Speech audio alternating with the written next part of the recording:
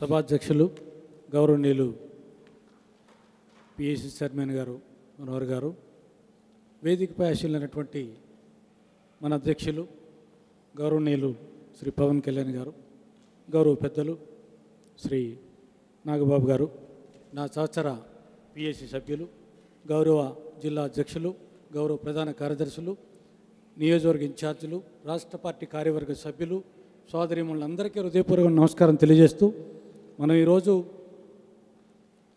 గత నెలలో పార్టీ ఆవిర్భావ సభ జరిగిన తర్వాత విప్లవాత్మకమైనటువంటి లేదా సంచలనమైనటువంటి ఆలోచనలు ఈ రాష్ట్రంలో వచ్చినాయి. అన్ని రాజకీయ పార్టీల్లో ప్రజల్లోనూ జనసేన పార్టీ వైపు చూసే విధంగా ఒక అడుగు ముందుకు పడింది. ఈ అడుగు అమరావతి వరకు వెళ్ళే వరకు ప్రయాణం చేసేది. దాంట్లో మనందరం భాగస్వామ్యులు. మన భాగస్వామ్యులు అంటే నా ఉద్దేశం, నిన్న ఒక మనిషి చెప్పారు, ఒక కళ కాస్తే నీ కళకి దూరం అని, మెలికి వచ్చే వరకు నా ప్రయాణం అని కళ చెప్పింది. పక్కనే సముద్రం మీద ఒక అల వచ్చింది, కిరటం అని అడిగితే నీ ప్రయాణం ఎంతవరకు అంటే నాది తీరం చేరే వరకు అని. అలాగే జనసేన పార్టీ ప్రయాణం ఎంతవరకు అంటే సూర్యుడు చంద్రుడు ఉన్నంతవరకు అని చెప్పి ఒక మనిషి చెప్పారు. మరి మనందరూ ప్రయాణం ఎక్కడంటే మన అధ్యక్షులు గారు అమరావతిలో ప్రభుత్వం ఏర్పాటు చేసే వరకు మన జనసైనికుల ప్రయాణం అని మరొక వ్యక్తి చెప్పారు. అయితే నేను ఇంకొక విషయం చెప్తాను. ఇందాక చెప్పారు వైసీపీ మంత్రులు వాళ్ళు ఇవాళ చెప్పేది రేపు ఉండదని, మర్చిపోతారు బుర్రని. నిన్న ప్రెసిడెంట్ గారు ఓ మాట చెప్పారు మొన్న, శాస్త్రీయబద్ధంగా ఈ జిల్లాల విభజన జరగలేదు. దాంట్లో ఉదాహరణ తీసుకోండి, ఎటపాక, కుకునూరు అనే మండలాలకి జిల్లా కేంద్రాలకి 300 కిలోమీటర్లు ఉంటే సామాన్య వ్యక్తులు వెళ్ళి జిల్లా కలెక్టర్ని కలవడం కష్టమా కాదా అని. ఆ మాటకి పేరుని నాని సమాచార శాఖ మంత్రి తనకు పిచ్చెక్కినట్లుంది ఈ మధ్యకాలంలో, ఎప్పుడు ఆవిర్భావ సభ జరిగిన తర్వాత. ఎందుకంటే వెళ్ళి రాజీనామా పత్రాలు ఇవ్వాలి 7వ తారీఖు సాయంత్రం మంత్రులు అందరూ. మళ్ళీ మంత్రులు అవ్వాలంటే పవన్ కళ్యాణ్ గారిని తిడితే, జగన్మోహన్ రెడ్డి మెచ్చుకుంటే అవకాశం వస్తుందేమో అని అనుకొని మొదలుపెట్టాడు ఆయన. ఉదాహరణకు చెప్పారు, సామాన్యుడికి దూరం అవుద్ది. ఎటపాక ఎక్కడుందో తెలీదా ఆయనకి? ఎటపాక మండలం తెలియకుండా మాట్లాడతారా? ఎటపాక మండలం అల్లూరు సీతారామరాజు జిల్లాలో ఉందని తెలుసు ఆయనకి. కుకునూరు మండలం ఎక్కడుందో తెలీదా? ఏలూరు జిల్లాలో ఉందని అది కూడా తెలుసు.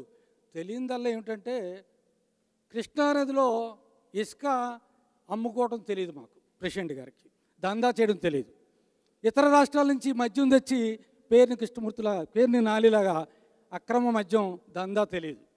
మరోపక్క జంగారెడ్డిగూడెంలో అక్రమ కల్తీ మద్యం తాగించి చంపేయడం కూడా కారకలవడం తెలియదు పవన్ కళ్యాణ్ గారికి.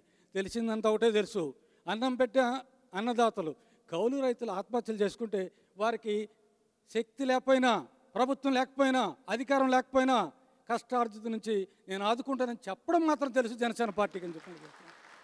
ఇంత గొప్ప పార్టీలో మనలాంటి ఉండడం మన అదృష్టం. ఇంకో మాట చెప్పాడు అతను, పేరు నాని, రాష్ట్ర రాజకీయాలపైన పవన్ కళ్యాణ్ అవగాహన ఎక్కడుందని. అవగాహన లేకే లేదు అవగాహన. అందుకని మీరు అవగాహనతో మాట్లాడుతున్నారు కదా. దుర్గమ్మ గుడిలో చిప్పలన్నీ వ్యాపారం చేసుకుంటున్నారు, లేదా కల్తీ వ్యాపారంతో బతుకుతున్నారు. వాటి మీద అవగాహన లేదు, కానీ అవగాహన ఉంది రైతాంగం మీద, కార్మికుల మీద, పేదల మీద, కష్ట సుఖాల మీద, అందరి మీద ఉంది. చరిత్ర మీద అవగాహన లేదని చెప్పారు. చరిత్ర మీద అవగాహన ఉంది కాబట్టే దామోదర్ సంజీవ్ గారి నుంచి తెచ్చారు. సామాజిక న్యాయం గురించి తెలియదన్నారు. మరి మీకు తెలిసిన సామాజిక న్యాయం ఏంటి? జిల్లాలకు మీరు పేర్లు పెట్టారే. ఎన్టీ రామారావు గారు పేరు పెట్టారు, రాజశేఖర రెడ్డి గారు పేరు పెట్టారు, పొట్టి శ్రీరాములు గారు పేరు పెట్టారు. దామోదర్ సంజీవయ్య గారు చేసిన తప్పేంటి? ఆయన సామాజిక వర్గం ఏంటి? ఆయన బడుగు బలహీన వర్గాలు దళితుల నుంచి వచ్చాడైనా ఎందుకు పెట్టలేపారు మీరు ఆ పేరు? ఎప్పుడు మీకు చరిత్ర మీకు తెలిస్తే ఎందుకు చెప్పలేదు? చరిత్ర మాకు తెలుసు కాబట్టే దామోదర్ సంజీవయ్య గారు వాళ్ళ ఇంటికి మ్యూజియం తయారు చేసి ఆదర్శంగా ఉండాలని ₹1 కోటి విరాళం అందజేశారు. అది జనసేన పార్టీకి ఉన్నటువంటి నిబద్ధత, పవన్ కళ్యాణ్ గారికి ఉన్నటువంటి ఆలోచన. ఆ విధానంలో భాగస్వాములను మనం అందరమే కలిసిమెలిసి ముందుకు పోవాల్సిన వాళ్ళం. మన అదృష్టం ఏంటంటే గుడిలో దేవుడు ఉంటే మన మదిలో శ్రీ పవన్ కళ్యాణ్ గారు ఉన్నారు. అదే మన నిబద్ధత, అదే మన ధైర్యం. మనం ముందుకు వెళ్తున్నాం. రాబోయే రోజులు మనవి. జై జనసేన,